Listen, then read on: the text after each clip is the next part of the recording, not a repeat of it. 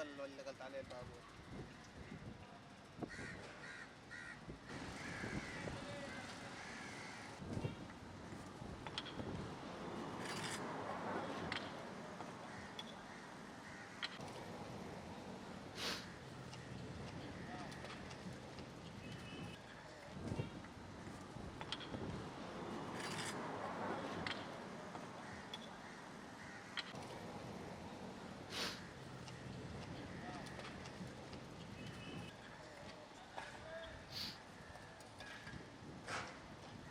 الآن الحمد لله بدأت حركة المشاريع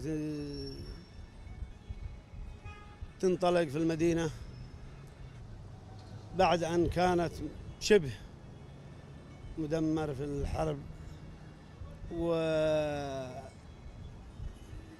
الخدمات والمشاريع. الآن الحمد لله الدنيا بدأت تتحرك والوضع بدأ إن شاء الله يكون تمام، ونأمل أن يتواصل كل المشاريع ما بالله في إنماء في كل مديريات عدن، وإن شاء الله عدن أجمل بعد من الآن،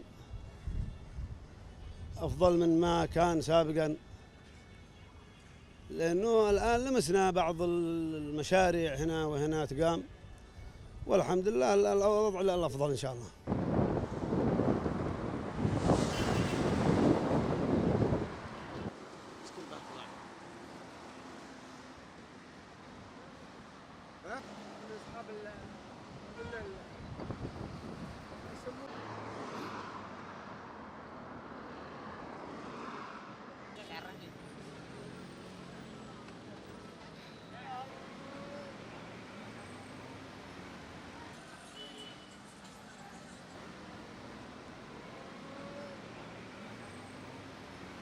من الحاجات يعني الإيجابية اللي بدأت الطرقات اللي تكسرت في التصليحات ومثل هذه الأشياء. من ناحية الجوانب الإيجابية هذه كانت بادرة حلوة.